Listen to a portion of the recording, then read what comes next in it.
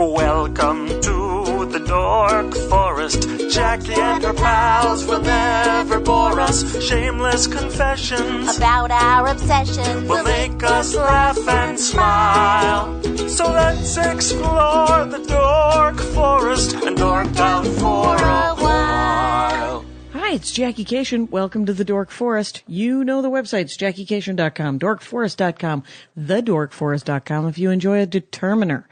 I'm under the aegis of AllThingsComedy.com, which is like a podcast network with Bill Burr and Al Madrigal and the Tom Papa. A lot of men. There's some ladies over there. I can't think of any. I don't know why. I'm a sexist.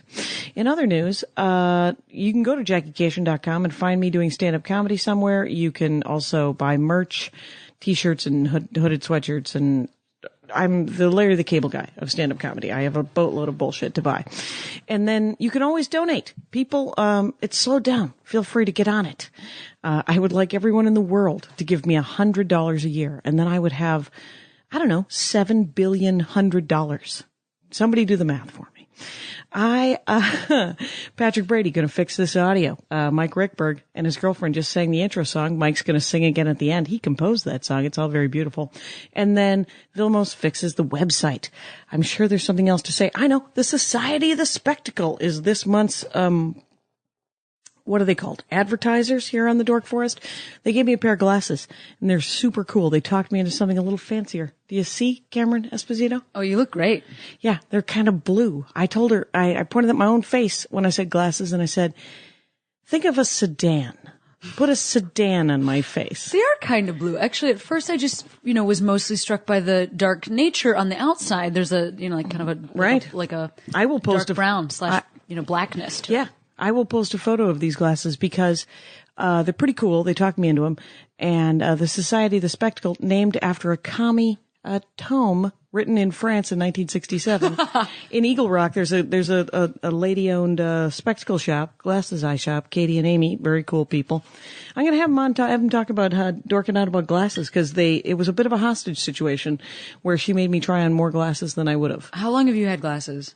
Since I was, right after I was born, I think I was handed a pair of glasses. No, actually, seriously, I have for my entire life too. I have like crazy vision, and I just recently got some hilarious like throwback frames that are like big and circular. Oh, there you go. At a little independent shop near where I live, and yeah, it's just making my dreams come true. Because sometimes you need to have like I feel like I have the same glasses I had when I was child. 3. Yeah. Like they're like dorky enough, and it feels good. Yeah, these are big. These feel big a little bit. No, they look really nice on you. No, they're very, I let the professionals choose, and they are at the Society of the Spectacle. So if you get a chance and you need glasses, it turns out, here's the ad part, dash yourself off to the Eagle Rock and get yourself a pair of glasses over at the Society of the Spectacle on York.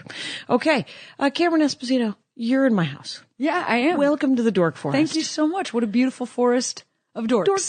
Dork. This is it. It's happening. It's all very, do you see this art up here? That's I've noticed foresty. art. I've seen, there's, shelves and, like a Dewey Decimal System type of a thing going on over here. That looks like one of those, you open it up, it holds DVDs.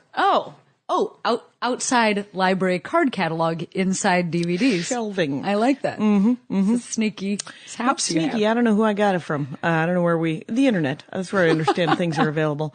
And, I've wanted to have you on the show for probably a year and a half. I think we did some lady show in Portland. We did some lady show in Portland at, the very appropriately titled All Jane No Dick. That's it. That was the name of the women's comedy festival. It was a women's comedy festival, and it was lovely. She was so nice.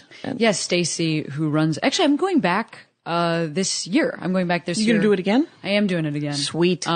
That's in Portland. It's probably in Portland. I think it's it's October something, 17th or 18th or something. Cameron Esposito, if people wanted to know where you were, why don't we could do this in a professional manner, or we could just meander around for an hour. What is your website? It is CameronEsposito.com. .com. And my name is difficult to spell, but just try a bunch of different things. I'll come up. Cameron Esposito. Like, just try whatever. They'll suggest it. Fun eventually. game for you. Fun game. Just spend some time. Hey, if you're allergic to nuts, these cashews have nuts in them. Oh, you know what? They look great. I'm not allergic to nuts at all. And you also suggested a banana cookie. I don't even know if I'm going to venture into that territory, because I'm trying to actually like really watch what I eat, but I wanted to see them. I wanted them to That's because you moved here recently to Los Angeles where it's on the wind, where someone is whispering, "Oh, you're going to want the salad." You know what else is so number one, that's true. You know, you have to really watch your bod and your and your face and your wrinkles and your the everything. aging process. You It gotta watch doesn't everything. exist. And on top of that, just moving was so stressful that I was just like actually gaining weight from just like nothing. You know, when you just like don't change anything, but you're so stressed out that you are not Your body's sleeping holding on to every calorie because Exactly, they're like, I think it's going to be winter is coming. We have to stay warm. We're so nervous. And so I was just like gaining weight and I couldn't fit into my clothes. And then I was like, I am technically too poor to buy all new clothes. Right. So I should take this lack of money and buy less food. Exactly. Yes, I will apply it to bean and spinach purchases. Ooh, very and nice. less to pizza purchases. One summer, I brought a bucket of lentils and I lived, and my roommates made fun of it. And at the end of it, they threw what was left of the lentils in the ocean, in the fucking ocean. I was Those like, fish you know, must those have been pissed. Yeah, you know those expand. They're like those dinosaur sponges that become big lentils. And that's what happened with global warming. And I created global warming you back in did. 1989 Polar ice caps on Cape Cod. are melting. That's how it happened. And well, let's talk. Speaking of Cape Cod, because I spent 3 summers in the Provincetown. Could have been 2. Could have been 3. I was Wait, were you doing shows there? No. I was a friend of mine's parents owned a like a summer home in Truro. Oh yeah. She was our wealthy friend, and they nice had part this of town. beautiful resort. And she was like, "We're all going to buy a car for $50." We all pitched in, and we bought the tape deck inside the car. I was going to say, sounds like a nice car. It was I don't even remember what it was, but the nickname of it was like Frogger or something. It was a genuinely ugly car, and we drove 4 of us in this vehicle, hungover from Madison, Wisconsin. 1988 to Provincetown, Massachusetts, and we all got jobs immediately. They had jobs from the summer before they had been. I was initially working at a t-shirt shop, and I lasted 3 hours, but I had worked in t-shirt sales all of my life, and so I quit after 3 hours going, I can't actually take it. And then I walked over to a Portuguese restaurant, lied, told them I had waitressing experience, lasted almost 4 hours at that when everyone realized that I did not have any waitressing Nor experience. do you speak Portuguese very fluently. Though I love a linguiça these days. And then I got a job at a hot dog stand, which I worked at for 3 summers, where you got to drink on the job.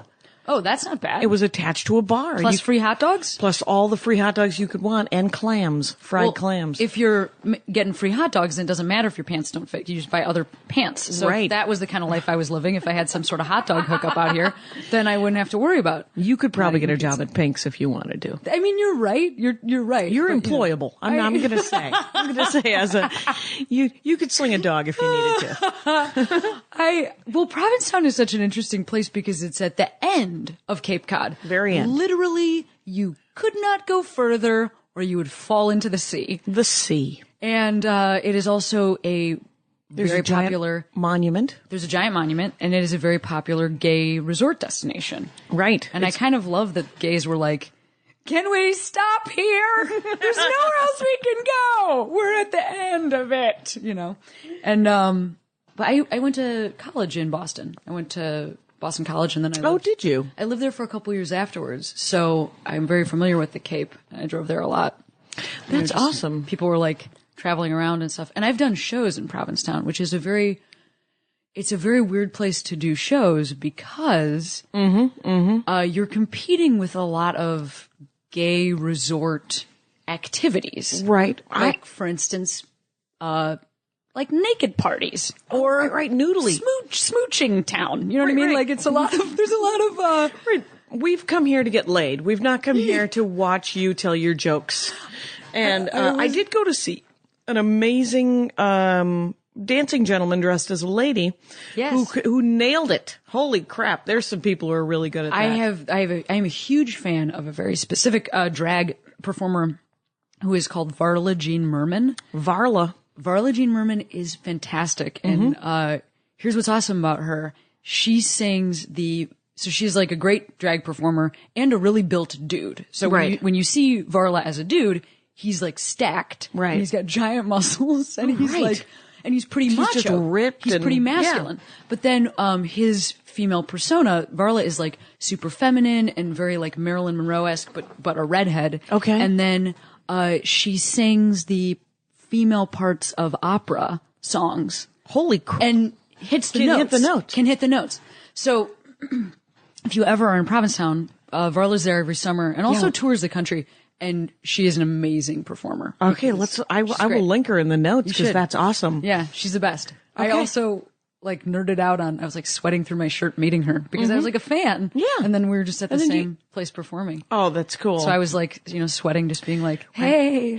Came up to her waist. Yeah. Because she's like a pretty tall dude. Right. That's a tall man when you're a man. Yeah. And when you're dressed in your lady parts, you're really Heels tall on top lady. of it. Yeah. Right. Heels on top of it. That's crazy. So when I asked what your dorkdom was, you said, I know every gay TV and movie ever. That's not, or something. Yes. You just own it. Absolutely. Okay. Here's what I'm going to say about this. I don't know, I don't know that I'm going to nail dates perfectly. Sure. I don't know that I could walk you through the exact history of cinema. But I will say that I wrote notes, very extensive notes last night on my phone, and I did not have to look up one thing. I did not have to look up one name, one movie title, or one television reference. Wow. I did bounce some ideas off of my your loved one, of my lady, but mostly just because my back's all messed up and she was typing it for me. So she's like the kindest person. So I was like, I don't know if you've ever been into a little lesbian household where one woman is yelling at the other, like, write down Ellen, the puppy episode. But we're just yelling about lesbians in the media. Yes, it's a huge, the reason I wanted to talk about it is when we were talking about dorkdoms, you were kind of saying that it's something that you could speak extensively on that maybe you wouldn't even necessarily realize. Like you have this bank of knowledge. Yes. Because, we just live in the world and we have the jobs that we have and we have the friends that we have and sometimes we don't realize other people don't have those jobs or friends. And also the specificity to what we care about. Right. And, I think that one thing that's specifically true for, lesbians is that like, we don't generally have there's not like a neighborhood. Oh, right. In most major cities, a lot of major cities have like a West Hollywood equivalent, or it's called Boys Town, literally in Chicago, where I am from. Mm-hmm. There's gay bars that have female clientele. Sure. And, lesbians know each other. I'm not saying we're all separately at our houses, but there's a less community-based aspect to it. Right. But it does, when you're in a minority, like it matters that people can see where you're coming and from. It's nice to have role models too, even if they're horrible role models. Yes. You have to say like, wait, I'm not alone here, right? Like other people have lived this existence ever. I mean, it's like the same reason that we just talked about glasses. Right. Because we've both had the glasses experience. Right, we had the glasses experience. I had the same thing when I was a child. My father would always point out the Armenians. Yes. He'd be like, and until the point where it just became absurd. And he was like, see that technician? Yeah. That is, and I was like, stop it. Stop talking. No, that does. I mean, all right. Yes. My dad's the same way about Italians. Right. I mean, we were driving through, where my family is from, where my mom's family is from outside of Florence in a rental car. Nobody in my family speaks Italian. My mom is now learning. Okay. Good on her. She's, right. But they both grew up in households where their grandparents spoke. Right. And we're driving through northern Italy. My dad is rolling down the window and yelling my mom's familial last name at like farmers in the just to see if they have a response. So he's yelling, Parati? Nothing? Party of two. Parati. Parati? Nothing on that? Like, I don't know what he thought they were gonna do. Because if somebody just yelled a last name at you, that's not something that, even in any culture, we usually have a specific response to. Chubakowski! Yeah. Chubakowski, what's going on? By the way, the greatest name in the world, Cindy Chubakowski. Chubakowski is a heck of a name, and also a terrifying monster in Mexico. Chupacabra. Yeah. So anyway, yes, the reason I want to talk about this is because I think gay women, we really look for those characters in TV and film, and kind of experience that as if we know those people, right? Because it's such a small. I mean, right. So 10% of people identify as gay, right? And then if half of humans are, women, that's like 5% of the population. So Right. it's also not something you can see on somebody. I mean, I have a pretty specific haircut, but not everybody knows what this means. So, I'm not like a... Right. And my gaydar was so bad, I didn't know if I were. And I was like, oh, I wonder. Yeah. And then I found out no. But I did find out, right? Because you got to check. And you do have to check. I had a roommate in college and then we moved to Minneapolis, and then she got a roommate that lived with us. And a year later, she came to me and said, hey, I need to tell you a couple of things. One, Deb is moving out. And two, I'm gay. And we were going out for that year. And I was like, Wow. what? We've been friends for almost 6 years at this point. And I'm like, you couldn't have told me that? Was she coming out at the time, or had Yes. she come out previously? I don't think she had fully come out. Yeah. Absolutely no one but me was surprised.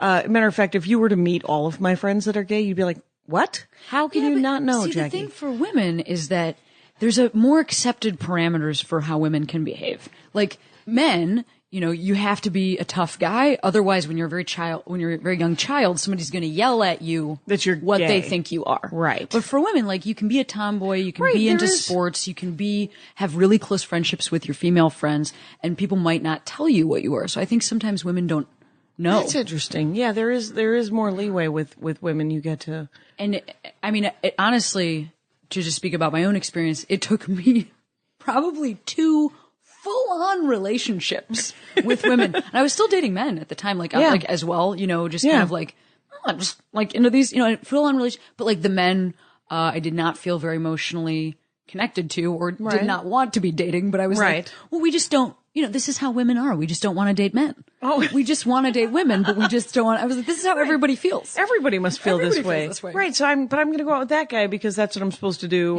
Yeah. and he's nice. I like him. Nice, even physically attractive. Right. I have eyes. They might not work very well, but when I put on my glasses, I can tell who's good looking. That's it. All you got to do, put on a spec and go, oh yeah, handsome. Regular features. I like it. So as I'm going through that time, I'm going to tell you that this is when I first realized that this was such a huge and specific thing for women that date women. So at the time in my life when that was true, the L Word was actually currently on television. Showtime or?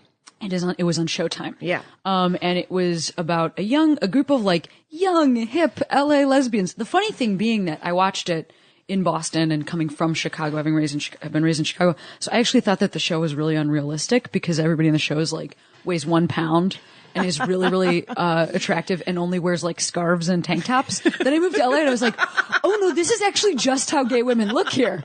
Right. / all people, but Right. especially gay women. Like it's like Right. the thinnest. You can find those people. Those Yes. those are some of the most gorgeous human beings on the planet live in this town. And then some of them are gay. And also they might be friends with each other because like, there's just a lot of those people here. Right. So and it's Friends not crazy. Friends is very popular. Yeah. And so we're going to make lesbian Friends Yes. is what it kind of was, Yeah, right? But I was like, this is just so unrealistic. I can't believe these women would know each other. Like, and also, but so it's a group of, gay female friends and, living, loving, laughing, as it says in the song. All of those happen to be L words. Right, right.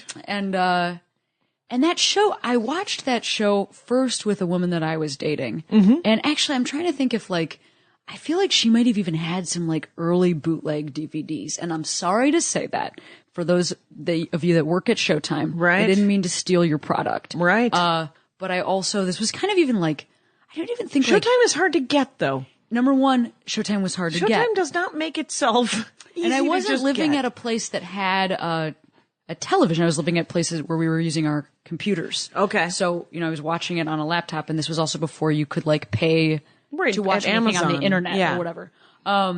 And so we had like these bootleg DVDs, and I remember I was watching it with her, and then I moved to Chicago, and there was one lesbian bar in Chicago that was very well known that has now closed down, that is called Tees. And when I moved there, I didn't really have my family was from there, and I had like my sister's friends. Yeah. I didn't really know any gay women, so I would just go to this that bar by Okay. myself for their L Word watching nights. Okay. Alongside like 200 other women who were also not really talking to each other. Right. Just like 200 women showing up to a place and like standing with a Miller Lite and then watching whatever Shane is doing. Shane being one of the most popular characters on the show. And then just being like, all right, well, see you guys next week, and leaving and not saying anything to each other. Oh, right. So first it was something that I experienced, with a girlfriend, and we're watching the show and we're talking about it afterwards. And then it was something that I experienced with this big group of people. And then the final, as the show was ending, the final couple seasons, I had made some gay friends, and we would go to,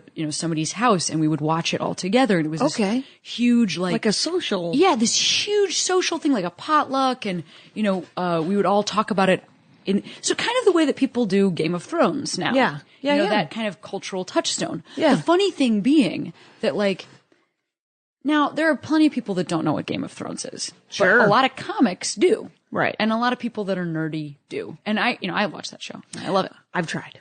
You don't really like it. It isn't happening. I understand. And that's okay. That's okay. Fine. Yeah. But what I would say is I feel like if you even say the name like Game of Thrones, people know it's like about swords and stuff. Yeah. But the thing about the L word is so for this very small group of people, we know the character names. Right. We know everybody who's ever guest appeared on the show. Yeah. I mean, I have recognized actors from oh my God, she was in the background in that one scene in the show. Wow.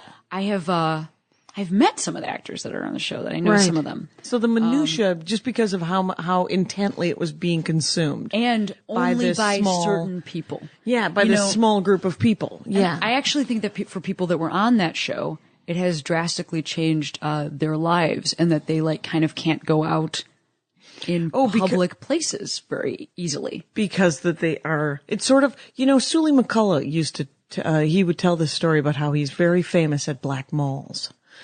And so, but he said, I can go to a white mall and nobody knows who the hell I am, and it's fine. Yes. There's literally a term for this, and it is celesbian. That is coined. I'm not kidding. Well, it is adorable. Yeah. It was coined by a website that also was one of the first. There was a website called AfterEllen.com, which was about all television that happened after Ellen. What was on after? So Ellen being the first show that had an openly gay main character. So After Ellen was about... So After Ellen, it's not the name being, this is everything that's happened after Ellen. And so it's a reference to all of ways that Ellen changed television and also movies and exposure for lesbian characters. Okay. And it was a tiny blog. Right. That I was checking up on in my dorm room. Yeah. In college. Because it was the only news site. Yeah. And it was eventually bought by MTV. Okay. And now it is the largest gay and lesbian site in the world. But a lot of women that are my age, when I talk about After Ellen, they're like, oh yeah, no, I was reading that when we were hipsters about After Ellen. Oh yeah, I was reading that when that was just one person's particular blog. And now it's owned by MTV. Yeah. But, I like that Ellen didn't start it. No. Yeah. That's, nope. I mean. She has nothing to do with it. Nothing to do with it. She was just oh, I get it. All right. I don't even think they've ever interviewed her. I don't think she's ever granted them an interview. Oh, that's interesting. Uh-huh. After Ellen, but I did, cause I know Jenny McCarthy. Yeah. Mm-hmm. She had a, not Jim McCarthy, McNulty. McCarthy. It's about autism and lesbianism. And Jim Carrey's related to it, sort of tangentially. Jenny McNulty, who had a walking with comics or walking with somebody. I did it one time, and I was like, "Do we have to walk?" And because she's very sporty. Yes, Jenny is. She had a show on there that when vlogs were happening, when people thought that before web series was a word people used, right? People were like, no, I'm pretty sure we're going to use vlogs, and that'll be something that rolls trippingly off the tongue forever. Right. But she had a show also, my buddy Liz Feldman, who's one of the writers on Two Broke Girls, had a show on there for a while. The tiny, hilarious Liz Feldman. Yeah, she's super funny. Super funny. And so I was sitting in and it's hilarious because now I know her, know, and we're buddies. She lives around the corner from me. Mm-hmm. And I was sitting in my college dorm room, just going, are there any other people like me in the world? Right. You know, with like the one woman that I was dating at this very Catholic college, we're not really out to many people, specifically came out to a couple friends, was going through like a hard time with my family, just watching like little videos of Liz Feldman, just being like, thank you, Liz. And then you end up meeting that person because you do comedy and you end up having that person in your life. It's very interesting. Yeah, and there's 4 degrees of separation. There's 7 billion people on the planet, but it's weirdly enough, there's almost like I'm 4 people from Barack Obama or Putin. Absolutely. Yeah, pretty of sure. course you are. Yeah. No, but it's also interesting being somebody who has had, you know, I love television and I have always watched a lot of it. I watched a lot less of it now. Stand. I watch a lot less of it now as an adult. But like growing up as a kid, like I just loved TV. Yeah, you were right there. And I love movies. And so when you're that kind of person, you move to Los Angeles. Yeah. You know, you just realize that it's all around you. It's a very different, like, environmental thing where you can show up at a party or you can be at a restaurant and then, like, these characters that you have loved. So this is my long way of saying that, like, these people who are on this show, I don't think they can go places because, like, most people are going to leave them alone. Yep. And then lesbians are going to lose their goddamn mind. Like they're going to they're going to pick them up and carry them directly to our president's house. Our president being Ellen, she's holding court. So was the L Word the first sort of lesbian TV show? So before the L Word, Queer as Folk was on the air, and Queer as Folk was about mostly gay men, but there were 2 lesbians, a couple. And before that, you know, Ellen was main character on her own show. Right. And Buffy the Vampire Slayer had a pretty big lesbian storyline. Didn't Willow come out at some point? Willow came out. She was dating. I also really wanted to have my hair like Willow's. I remember being in high school and saying to my boyfriend, like, I don't know what it is, but I just really like her hair. He was like, what do you think it is? I'm like, probably nothing. Probably no reason at all. That's probably no reason. But Allison Hannigan, who played Willow, also like a huge gay icon for that.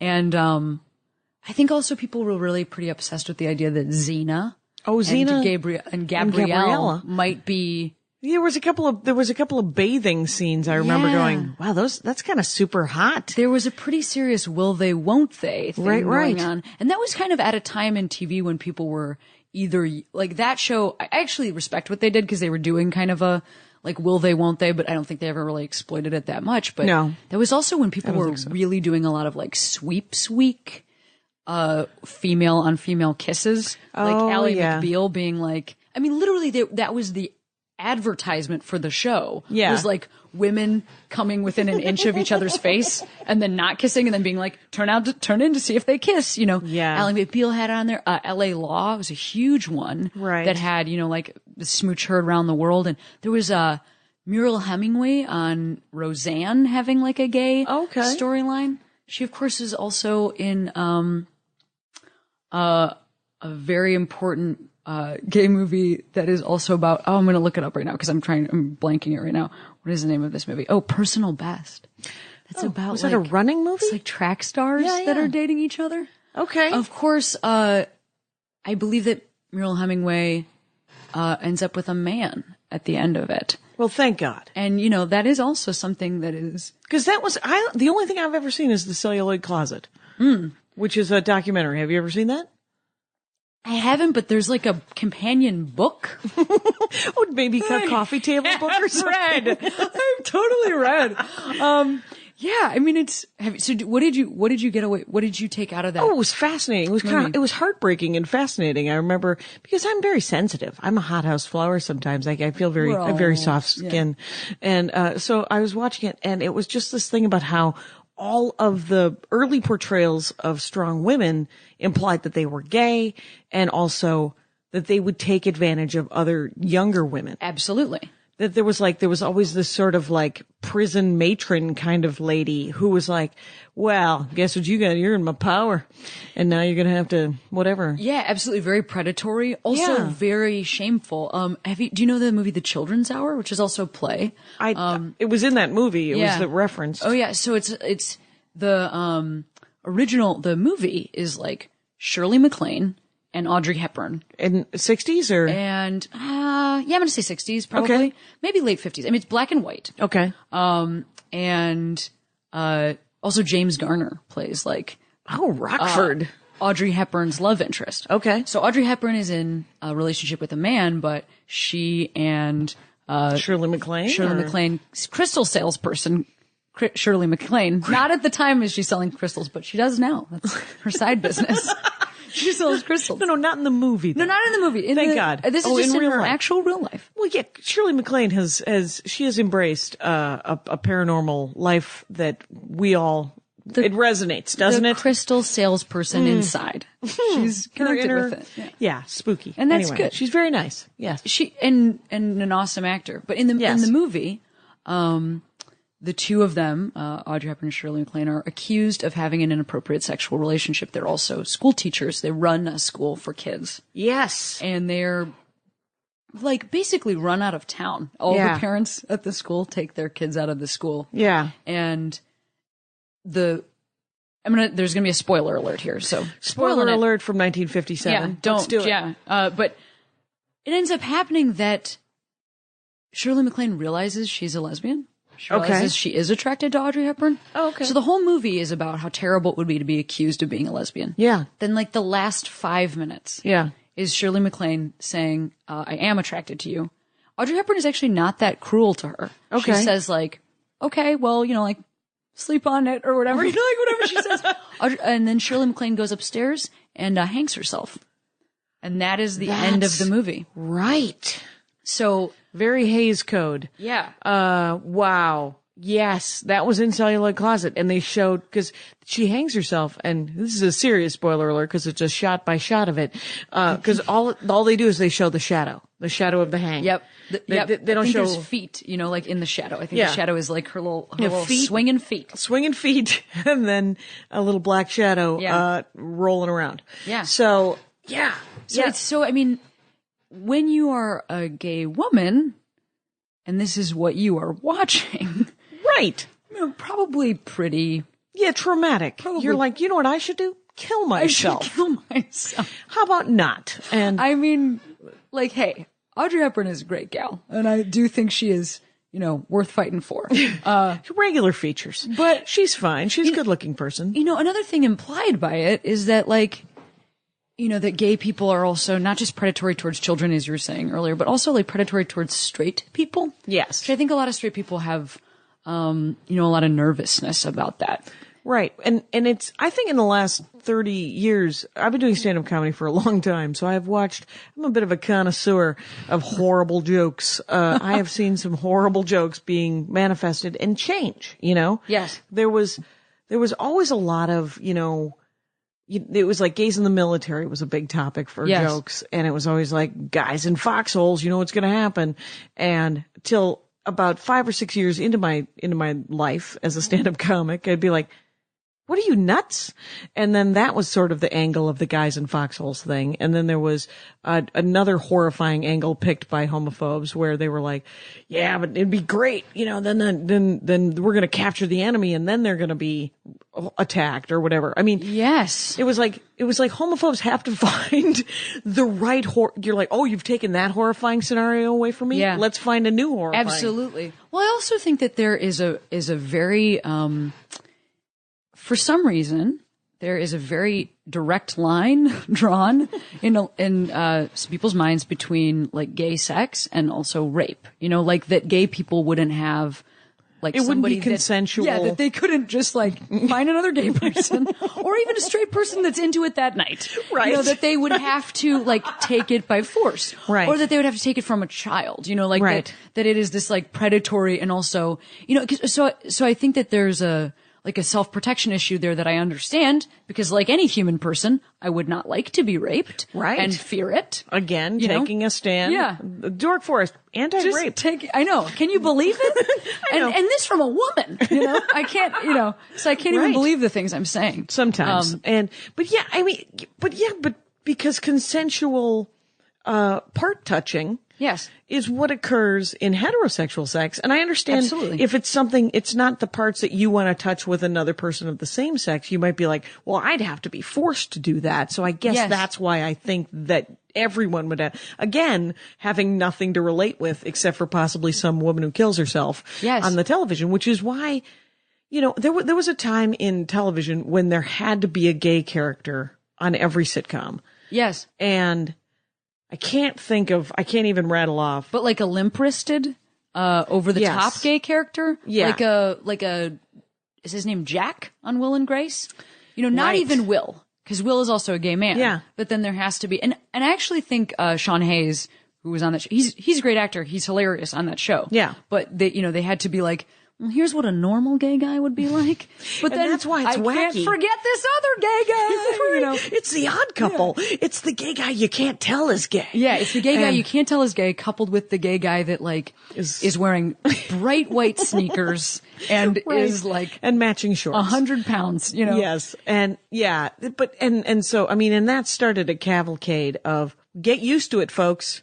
We're here, we're queer, get used to it. Yes. And it was a gay parade of stereotypes and caricatures that I think, in retrospect, might have done some good.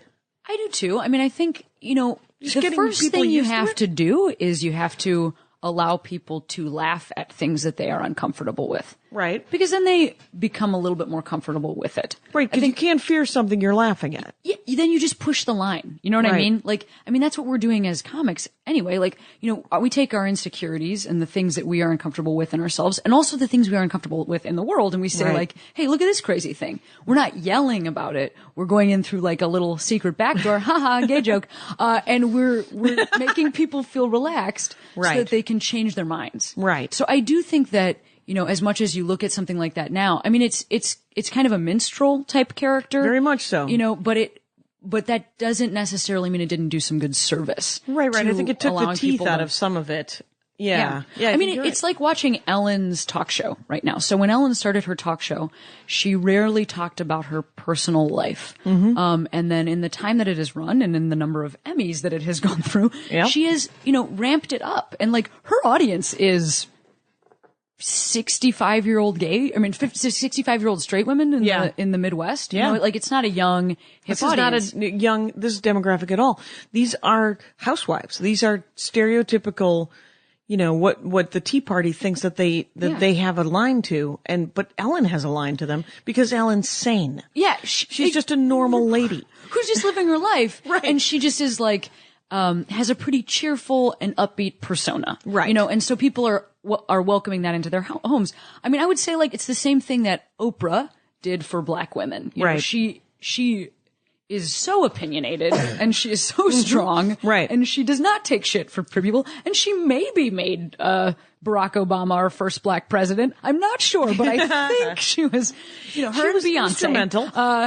She was supportive of it. And I don't know that he would have won if she was not. She created massive social change in a way where, she was also giving out cars. Right. So she wasn't coming and stealing people's cars. She was saying, hey, I'm a nice Black lady. Here's a car. I happen to be a billionaire. Yeah. In other news, here's a car.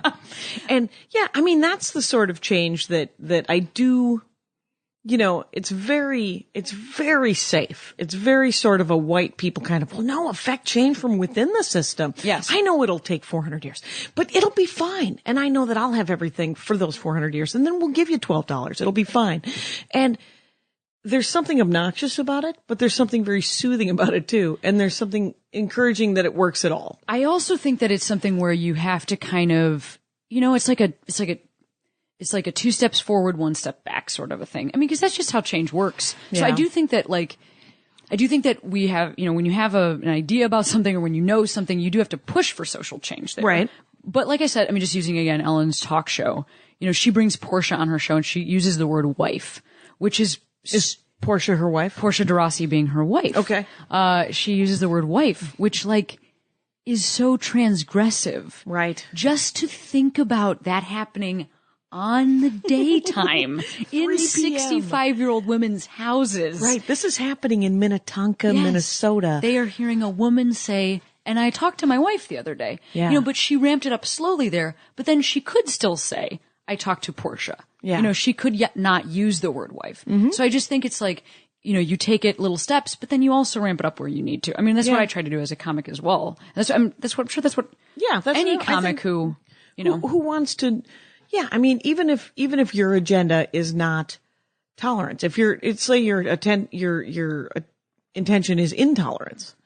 If you think of the way propaganda was done in the classic example, Nazi Germany, and but they would introduce small words into Absolutely. it to ramp up hate, to ramp up anger and rage, and so. Well, first you depict somebody who has a large hook-shaped nose in a poster, and then you say years later, you say that they were Jewish. Right. You get people comfortable with it first. And you're right. It works both ways. Oh, I thought you were going to say intellectuals. You know how the Nazis hated intellectuals. You know what else? I just wanted to go back to something for a moment that you said for a moment that you said like a minute ago that I just thought was so interesting, which is that, I think a lot of, it's just kind of talking about, that fear for some straight people that like, that the only way that they would be with with a person of the same sex is if it was forced upon them. Right. So I also think that something that just because straight people are in a majority, I think sometimes straight people forget that like gay people feel that way too.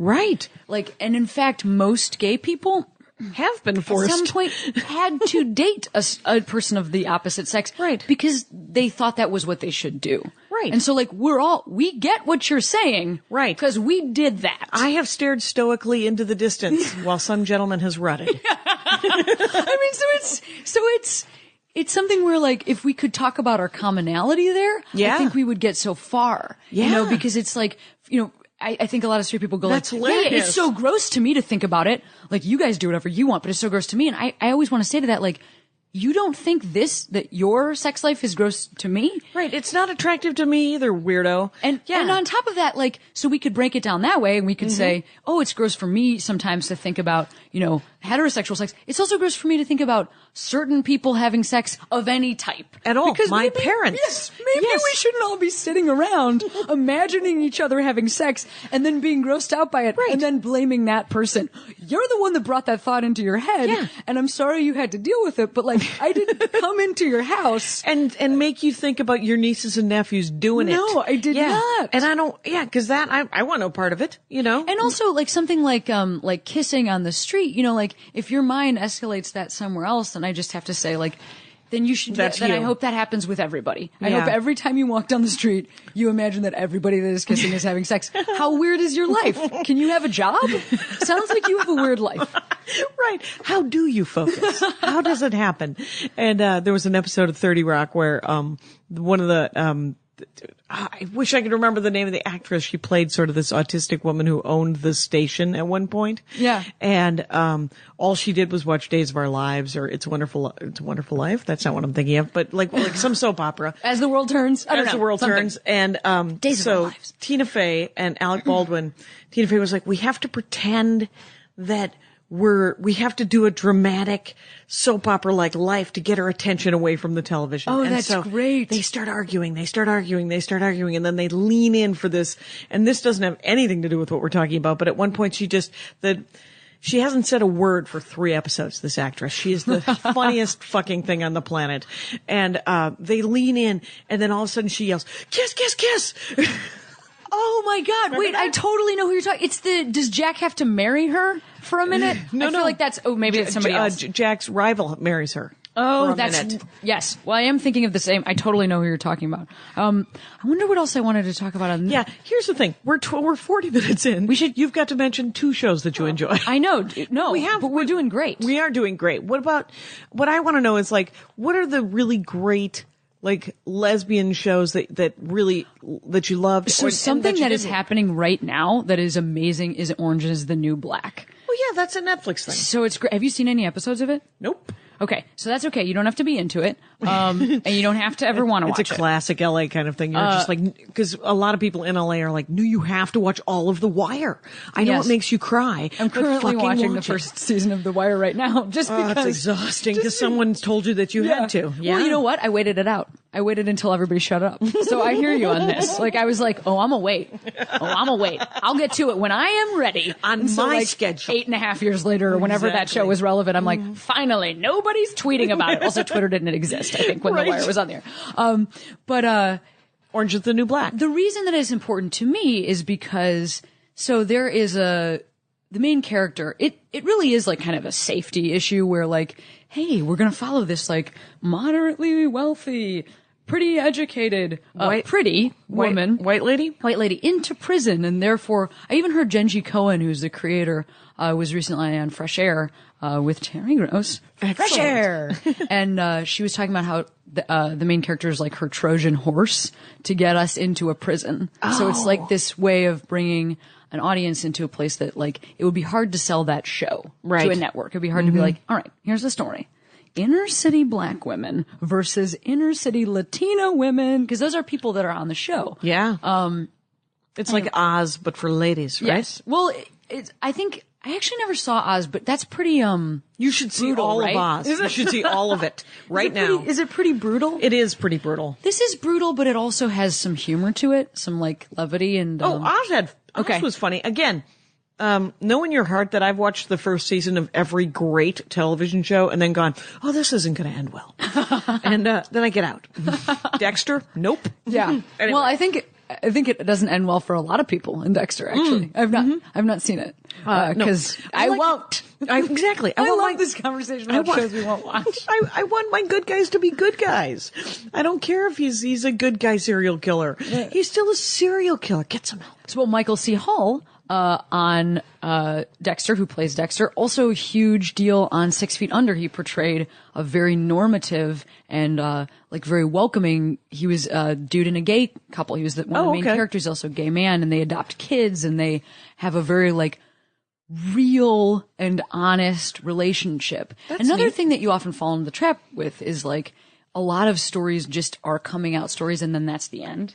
Like there's a lot of movies that are where the character is just wrestling with like, am I there's a movie Will I Tell Anyone? Or yeah, exactly. Or is this even me? You know, like I feel like a lot of movies there's two ways that they go. It's like there's a movie. I'll give two examples. There's a movie called Imagine You and Me, and one of the stars of it is Piper Perabo from a little movie called Coyote Ugly, and the other star of it is Lena Headey from shows like Game of Thrones and also the movie 300. Okay. And also she was in the Sarah Connor Chronicles. So she's had a really funny divergent career from this because she's had like a lot of really serious like action-y movies or like period pieces. But just for a minute, she was in like a rom-com, a British rom-com.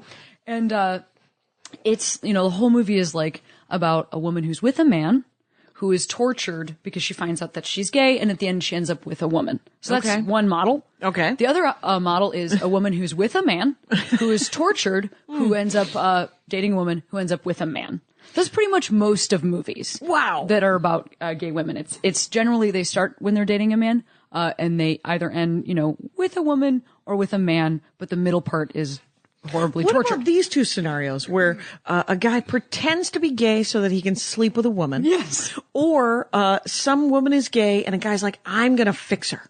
Yes. Those are beautiful. Yeah. What about a scenario where like two firemen get married so that they can get benefits? Cause that is called Imagine Chuck and Larry or whatever the fuck it's called. Oh my God. It was Chuck just like, and Larry, we're going to make fun of everybody, like 10% of the population's love. Yeah, exactly. And how you have no legal rights. Right, exactly. I hope it all works out for you, but this is hilarious. Yeah, exactly. You guys, you don't have legal rights, but you could get benefits at the fire department. Let's stop that from happening right now with this movie. In this movie. Yeah, in its nascence, we will nip it in the bud. But another great movie that is actually like a really interesting, there's a really funny movie that is called Kissing Jessica Stein. Oh yeah, I've heard of that. That is about a woman who thinks she's straight, and then she dates a woman for a while, and then she ends up with a man. The interesting thing about this movie being that, first of all, it's great. People should watch it. Okay. Even though she ends up with a man. Mm-hmm. It still can be well done. Fucking good. It turns out. It's good. Turns out it's a good film. But what's interesting about it is that it is written and directed and starring Jennifer Westervelt, who is John Hamm's really long-term wife. Oh. / I think they're just like girlfriend. They're just common dating. Law yeah, common law. Yeah. They've never been married. But he is in the movie, and he plays a teeny little bit part. They're dating at the time. This movie came out like, I don't know, 10 years ago, 15 years ago. So at the time, she is writing and directing her own movie that she is starring in. Yes. And she decides to take pity, you know, on her boyfriend, throw him in the film, because he's a great actor. Right. Just pop him in for a little. Yeah. For a little moment for a second. So it's like a great movie to see if you want to wonder how people's lives can change. Because she right. still has, I think, a great career as an actor. But I believe that he might be slightly more recognizable from his television show Mad Men. He might have blown the fuck up. Yeah. And are there movies, though, that are about after the coming out? This is what's so wild, is that there's very few. And I would say that another thing that happens is, like, if they are about after coming out, or if they are about people that are moderately okay with their sexuality, then that person probably will die. Susan Sarandon? How was that Susan Sarandon kid movie? Oh, not My Susan. Two Moms or something? No, are you thinking of, Sarah? it's not, Wasn't Susan Sarandon? Susan Sarandon? No, are you thinking of Annette Bening and? Yep, I am. I am thinking of Annette Bening. And Julianne Moore. Always thinking Are about you those two. thinking of those two? Mhm. Are you I'm thinking not of The thinking about Kids Are Susan- All Right? That's it. So, That was sort of slice of life, right? Just about two although I ladies will who- tell you that a big part of that movie is that Julianne Moore, who's a lesbian in the movie, fucks a man for like a bunch of the movie. Oh, interesting. Again. So like it got nominated for Oscars, and I'm not saying that you can't have a story where a lesbian would sleep with a man, because hey, we're all different people and different people do different things. Right. But it was disappointing because that movie got such a wide release and so much acclaim. Yeah. And when I finally sat down to watch it, first of all, I watched it with my entire family because my parents are like trying to be really supportive. They're like, we rented this movie about lesbians. Let's sit down and watch it. And there's literally a scene in it where Julianne Moore is like up on him, like riding him, you're like flying there, which is always, you want to be sitting between your mom and dad. Yeah. Not, you want to sit between them, you know? Right. Just And then you want right. to turn to them and say, guys, did you do this? You want to say that. Is this something? Yeah. Is mom ever on top, Dad? Yeah. Oif. So it's a little bit rough because there's that situation in there. Yeah. So yeah, they're happily, they, are happy it's after, but they have to sleep with dudes. Or Right. like, other really acclaimed gay movies, Brokeback Mountain involves a hate crime, murder. Right. So does Boys Don't Cry. And both of those movies won Oscars. Oh my God, Boys Don't Cry. I accidentally saw the documentary first, and then somebody said, we're going to watch Boys Don't Cry. And I said, you're watching that alone. I will not be. Yeah. You know what is so funny about Boys Don't Cry is like, that movie is so affecting and is so intense.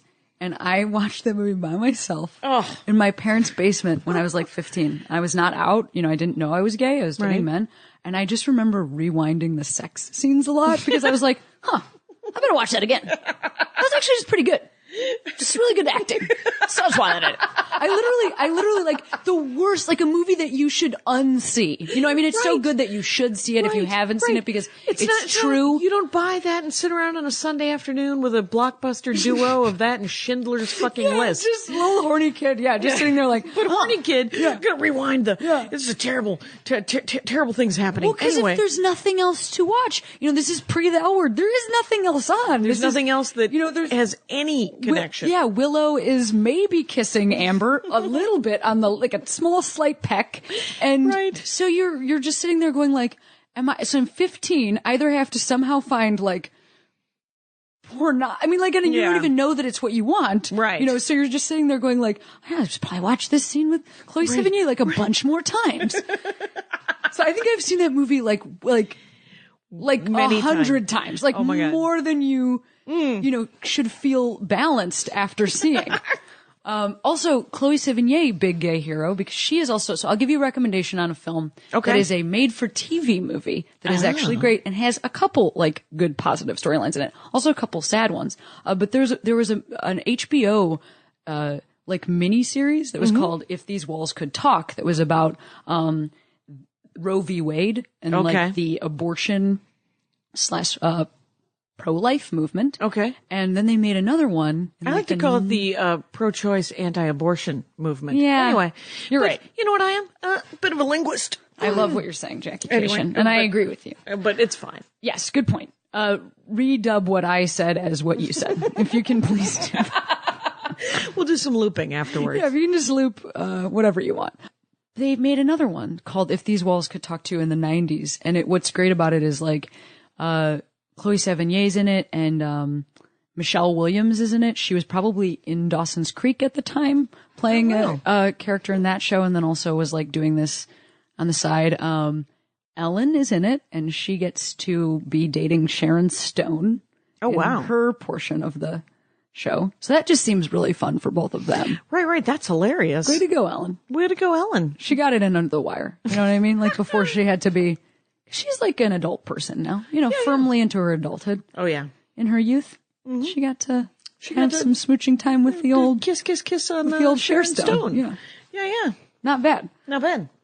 So I would recommend that. I would also. Yeah. What are your fave? Is there a Sunday afternoon, go to? A Sunday afternoon Movie saving or two? face. Saving face. Yeah. Also features Asian lesbians, as if those exist. What? I know. We have not even addressed the fact that people of color might be gay. I know. I can't even. It's hard to wrap your mind around it. There was an all black cast on a television show on Logo that was a dude gay show that was called Noah's Ark. So if you're a dude of color listening, sorry, that's the only thing you have to watch, but check out Noah's Ark. On the L Word, Pam Grier was on that show. Okay. Now, she was not a lesbian, but she is Pam Grier. So she does count. As someone fun to watch. Yeah, as someone fun to watch. Yes, exactly. And then in terms of other lesbians of color, there's a great movie out that's South African that has District 9. Yeah, it's a great lesbian plot. Yeah, well, the lesbians, people. I was gonna say the aliens are standing in for lesbians. That's not a movie about racial tension. That's it's actually not apartheid at all. Yeah. It's actually about gay rights. Yeah, it is. Excellent. Yeah. Excellent. And I live in I have a corrugated tin roof also. Oh, do you live in a Quonset hut? Currently, now. Currently. In my life. I saw Elysium the other day, and my nephew, when we left it, he's 14, he goes, "Is that what LA is like, Elysium?" And I said, "Yeah, I live next to a giant pile of burning tires." Can I ask you a follow-up to that? How did you like Elysium? I loved it. I loved it too. Yeah, it wasn't, I thought it was more mainstream than District 9. Yes. But, just as beautiful. The pacing, he does this thing in the beginning, the first third of the movie. It's called character development. Yes. And it's interesting. He's also such a young dude. I'm really excited to see what else he does. Yeah. That Neil Blomkamp. I don't know if you've ever seen any of his short films. I haven't. Oh, they're so good.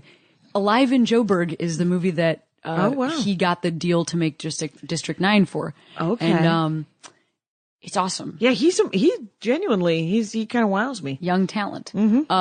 I will say that it's a little bit weird that they couldn't find, speaking of people of color, that they couldn't find like any Mexican to play Matt Damon or to be Matt Damon. They were like, I bet you there's a Mexican version of Matt Damon. Playing the role of a Mexican Matt Damon. Yes. But hey, that's okay. Sometimes I'm sure you that just they have said to. Matt Damon is willing to be in this movie. Yep. And so what we're going to do is we're going to sell 1 billion tickets. Yes. And he said, sometimes you yeah, gotta but go my South African buddy's still going to be in Yeah. it, right? And he Yes. goes, yeah, you're a South African guy. Exactly. As long as Matt Damon's in it, it'll be fine. And I love that. Yeah. And I think that, And Matt Damon did an excellent job, but it would have been nice. And Jodie Foster was weird, but they kind of wasted, I thought. This goes back to our point here, which is I think actually this is an outsider perspective, coming from a gay lady, that I think that Jodie Foster is maybe having a little bit of a tough time. I don't know if you saw her Golden Globe speech where she kind of essentially came out this year. But it was a huge deal for gay women because she is, again... She's never come out, right? Never publicly come out, and is such a huge star. And, you just think about that. You think about somebody like Zachary Quinto, who's a young dude. He's Spock in the Star Trek series. He's also on the television show Heroes, and he is openly gay, and he is getting to play Spock. Now, Spock is a weird dude, but like, he's still a hero and a star. And straight in the...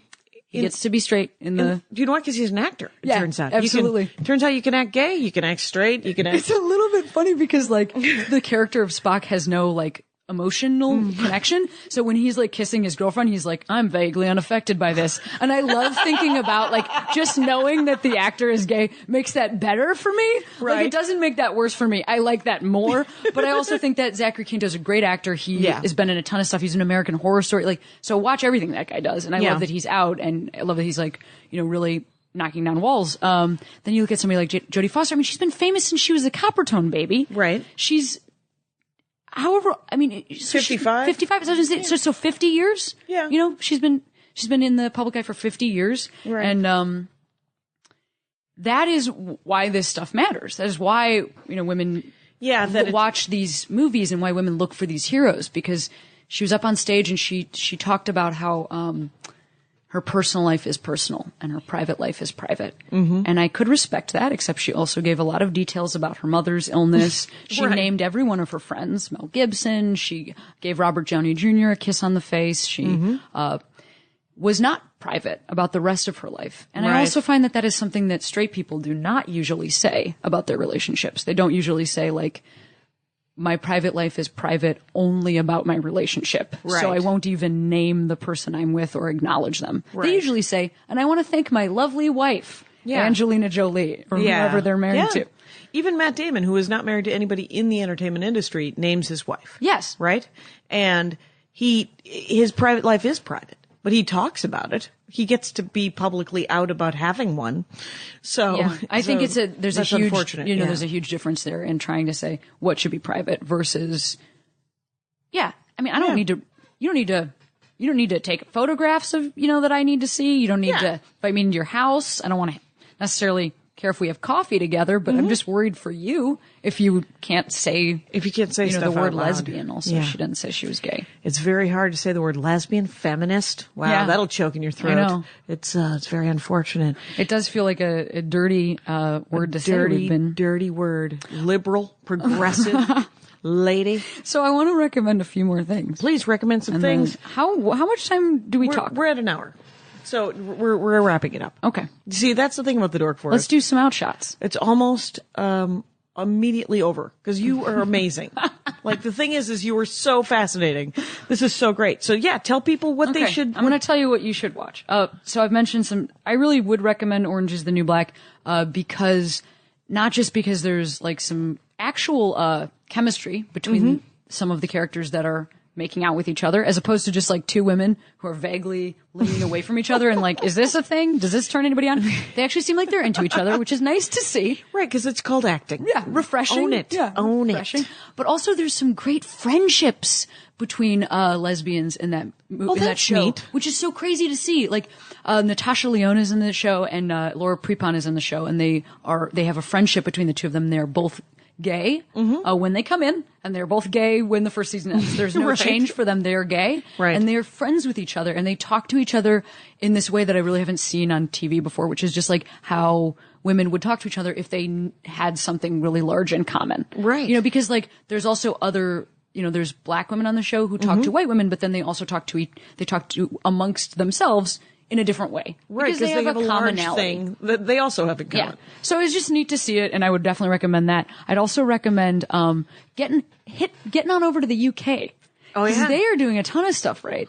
And you can find all this stuff on like YouTube. People are so into this that they will cut up I would say like buy the DVDs if you can. Right. If you some can of this find is them. like not even findable. Zoned. Yeah. And it isn't zoned for US DVD exactly. players. You can't even play it here. So I'm sorry to take money out of children's to take mouths. money out of these people's pockets. But I gotta say that you can find like in 10-minute increments, and that is how patient I am. I have watched many movies in 10-minute increments. So Sarah Waters is an English author, and she wrote movies.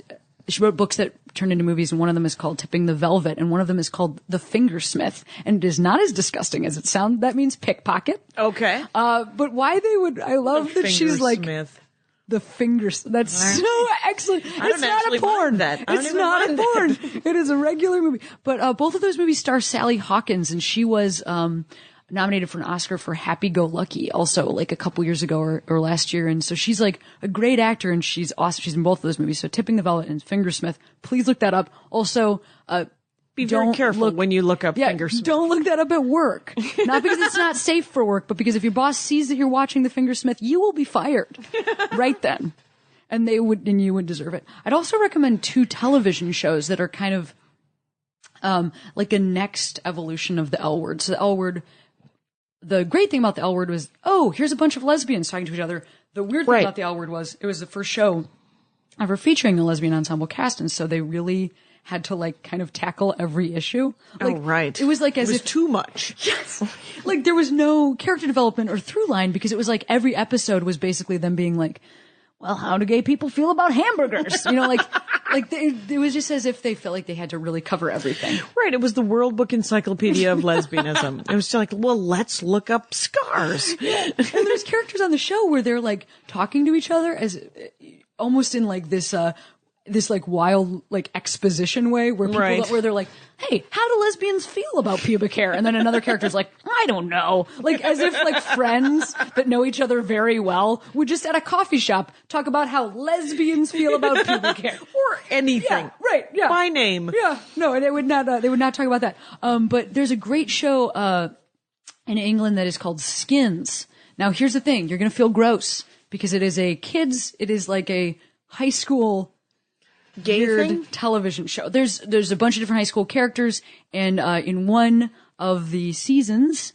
it's called series in the UK. In one of the series, there are two characters called Naomi and Emily, and they have a great gay relationship. Very interesting. It's Glee or High School Musical or something like that, but it's more realistic. And they also push the envelope because for that, they also did a version of Skins here in the United States, but they have like different labor laws. And so their version actually stars like real 15-year-olds. Oh, okay. Our version, they kind of had to skew it older. So it's like Zach Morris being like, I'm 30, but I'm in high school. You know, like it's a little bit different. Right. Their version, Grease. That's why I said you're going to feel a little bit gross because you're actually watching like 15-year-olds. And you're like, oh, they're doing such a good, and then you lean back, you're like, I have to take a shower because I'm a bad person. Yeah. But it's okay. Right. Stockard Channing was 32 when she was in Greece. Right. So. Exactly. So, you should watch, Skins. You should also check out Lip Service, which is the Scottish equivalent of Why the is L it all word. body parts? Because it has to be gay gross. people, because they have to make it gross. Well, because also I think the thing about gay television, and maybe this is a great place to wrap up. The thing Maybe about it is. gay television. What is the thing? Is that, target demographic for television does not change.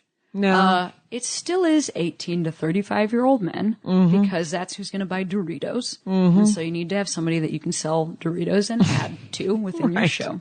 So that is why shows are called Lip Service and why shows are called The L Word and why shows are called Skins and why all those. I get it. Because, and actually Skins is, rolling papers. Oh, are Not they? actually. See? And finger stick or whatever. Finger stick. Can you believe it? That's what they call vibrators. They call them finger the old sticks. finger stick. No. That sounds like the worst punishment / the best punishment. Oh, I'll get the finger stick. Please do. Dash off. I don't know if that was like too over people's heads, like listeners. How do you feel about the amount of dorkdom that I brought here? I think you brought a serious amount of dorkdom because we went down a rabbit hole of it was, it was vaguely political, but we stayed on topic. It was just like, it was lesbians in the media. That's what it was, people. That's what we talked about. And so how do you also feel about people listening that like maybe are not familiar with any of this stuff? Do you think that provides them with like that they might be more interested, or do you think that's like that people are going to be like, I just got an email cares? from some guy who listened to the knitting episode who said he'd been watching on YouTube knitting videos. He was like, it could be anything. I get brought down into a weird little rabbit hole whenever I listen to anything. Like the last episode was Moshe Kasher talking about religion and almost exclusively Judaism. Wow. Most of my listeners, Jews. Yeah. No. Actually, most of my listeners, I don't know what they are, right? I mean, I don't know if they're atheists or Christians or Muslims or I don't know, but that's what the great thing about the Dork Forest is that it can be anything, and like, I don't know anything about Paul McCartney. Yeah. Right? Fred Armisen wouldn't have stopped talking about him. And I'm like, all right, well, let's do this. Well, I hope that if you, so folks that are listening, you guys could, I know, first of all, I know you do such a great job with the show and I know people really love it because I like read the retweets that you write and I read all the stuff the feedback. They could follow you on Twitter, right? I would love, at Cameron Esposito. And I would also love to hear from anybody that's specifically interested in what I'm talking about because, sometimes, not sometimes you feel alone. No, just like, it's interesting to get feedback. Right, from to people sort of know that you're being heard to some extent. Yeah. Which is part of it. And it's, are you going to be playing anywhere, doing stand up on the road in September, October? I have a ton of dates coming up and you can see all those at CameronEsposito.com. One thing I'll say is that I'm road opening for Anthony Jeselnik on his, big fall tour. It's at mostly theaters. And the reason I say that is because it's like in a bunch of cities, like 20 cities. So whatever city Anthony Jeselnik's going to be in. You could see that Then this you little can see guy. him. And all the dates are on my website as well, so Okay. you can link right there. But Thank you so cheers. much for doing the show. Awesome to talk to you, as always. Thanks for listening, Rangers. Take care of each other out there. Bye. My hat, my hat, my hat. They're dancing around my hat. My hat, my hat, my hat. Well, what do you think of that? If it looks like a Mexican hat dance and it sounds like a Mexican hat dance, it's most likely a Mexican hat dance. So take off your hat and let's dance. Yay! Oh my God. Why don't we just call that as the end of the show?